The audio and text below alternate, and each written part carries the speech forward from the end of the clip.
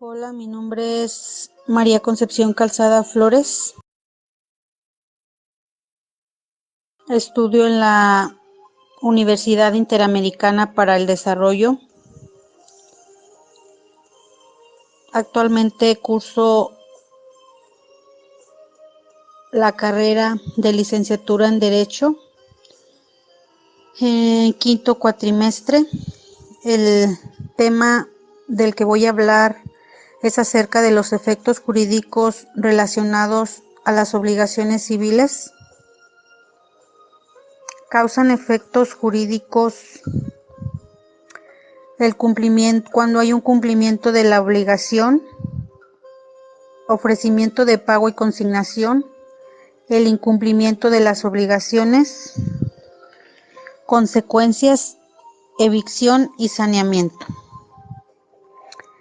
El pago como cumplimiento de las obligaciones es la entrega de la cosa o cantidad debida a la prestación del servicio que se hubiere prometido. La principal forma de cumplir con una obligación es pagándola. El pago produce un efecto en la obligación que consiste en terminarla. La obligación se extingue cuando se paga lo pactado.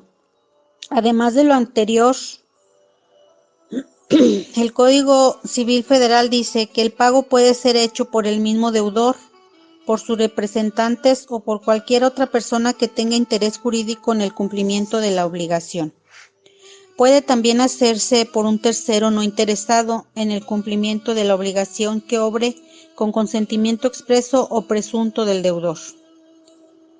Igualmente por un tercero ignorándolo el deudor.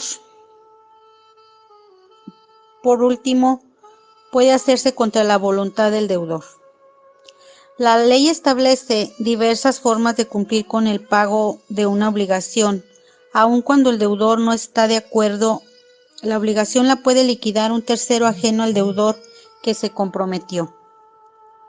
El ofrecimiento del pago y la consignación es el depósito judicial de dinero u objetos en manos de una tercera persona encargada de hacerlos llegar al acreedor. Es decir, que no es el deudor quien paga directamente, sino que recurre a las autoridades judiciales para que sean estas quienes hagan el pago y se cumpla con la obligación. El ofrecimiento seguido en la consignación hace veces de pago si reúne todos los requisitos que para este exige la ley. Aprobada la consignación por el juez, la obligación queda extinguida con todos sus efectos. De acuerdo a la ley, quien efectúa el pago por medio de la consignación, cuando éste ha sido aprobado por un juez o tribunal competente, la obligación se extingue. Es decir, se presume hecho el pago aunque sea persona distinta del acreedor. Algún ejemplo de consignación es el arrendatario que tropieza con la negativa del arrendador a recibir el pago de la renta, pero que se libera de la obligación de pagarla depositando la cantidad debida al tribunal. Un ejemplo sería: Tere alquila un departamento para habitarlo por una paga de 3,000 pesos mensuales, pero Nacho últimamente no ha querido recibir el dinero, por lo que Tere decidió llevar el pago ante los tribunales civiles y entregarlo al juez. En el incumplimiento de las obligaciones y sus consecuencias, el que estuviere obligado a prestar un hecho y dejare de prestarlo o no lo prestare conforme a lo convenido será responsable de los daños y perjuicios en los términos siguientes. Si la obligación fuera a plazo, comenzará la responsabilidad desde el vencimiento de éste. Si la obligación no dependiera de plazo cierto, se observara lo dispuesto en la parte final del artículo 2080. El que contraviene una obligación de no hacer pagare daños y perjuicios por el solo hecho de la contravención. La responsabilidad de que trata en este título, además de importar la devolución de la cosa o su precio o la de ambos, en su caso, importare la reparación de los daños y la indemnización de los perjuicios. Se entiende por daño la pérdida o menoscabo sufrido en el patrimonio por la falta de cumplimiento de una obligación. Se reputa perjuicio la privación de cualquiera ganancia lícita que debiera haberse obtenido en el cumplimiento de la obligación. Un ejemplo de incumplimiento: Juan le presta a Julio 3 toneladas de maíz. Mediante un contrato de mutuo, Julio se compromete a devolver el producto de la misma especie, cantidad y calidad en 2 meses. Y han pasado 6 meses y Juan ha perdido la oportunidad de vender su frijol a sus clientes, pues su deudor no ha cumplido con lo pactado, lo que le está ocasionando daños y perjuicios. Ahora Julio, aparte de devolver el maíz, también tendrá el deber de pagar las pérdidas generadas por su incumplimiento. Cuando el deudor no paga y la obligación se hace exigible por tener un plazo determinado o bien porque se cumpla con los requisitos legales para ello, se incurre en la mora, lo que significa que además de la obligación del deudor de pagar lo convenido, también tendrá que dar al acreedor una indemnización compensatoria que es equivalente a los daños y perjuicios que sufrió el sujeto activo del negocio. La evicción y saneamiento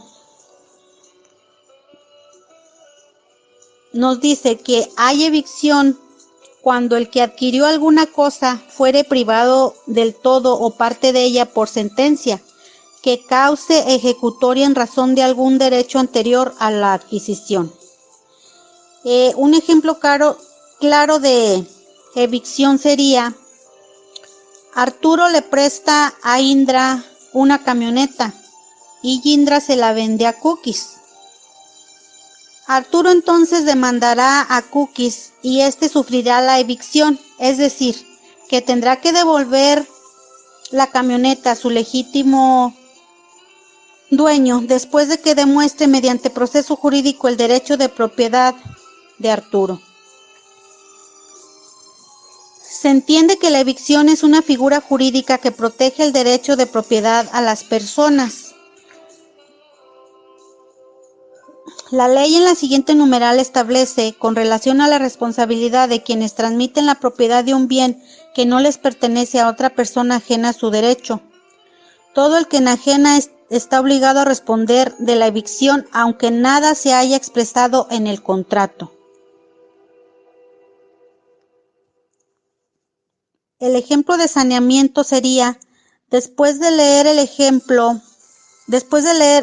escuchar el ejemplo, de acuerdo con la ley, Cookies puede también exigir a Indra, además del precio del avión, el pago de daños y perjuicios si los hubiere. Indra queda obligada a indemnizar a Cookies, este último es quien adquirió el bien. El saneamiento entonces también es una figura protectora, al igual que la evicción, pero ampara el adquirimiento que tuvo que devolver el bien por causa de evicción.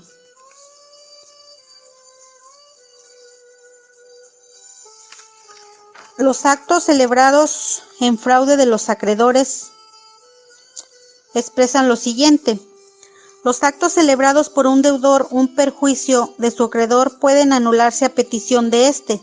Si de estos actos resulta la insolvencia del deudor y el crédito del virtual del cual se intenta la acción es anterior a ello. En la simulación de actos jurídicos significa representar o hacer creer algo que no es verdad. Desde el punto de vista del derecho, la simulación se refiere a que determinados actos jurídicos pueden ser simulados en todo o en parte. Cuando un acto jurídico es irreal, es decir, nunca existió, recibe el nombre de simulación absoluta. El acto que se realiza de una manera aparentemente falsa para que esconda una verdad se llama simulación relativa. Es simulado el acto en que las partes declaran o confiesan falsamente lo que en realidad no ha pasado o no se ha convenido entre ellas. La simulación absoluta, cuando el acto simulado nada tiene real, es relativa cuando un acto jurídico se le da una falsa apariencia que oculta su verdadero carácter.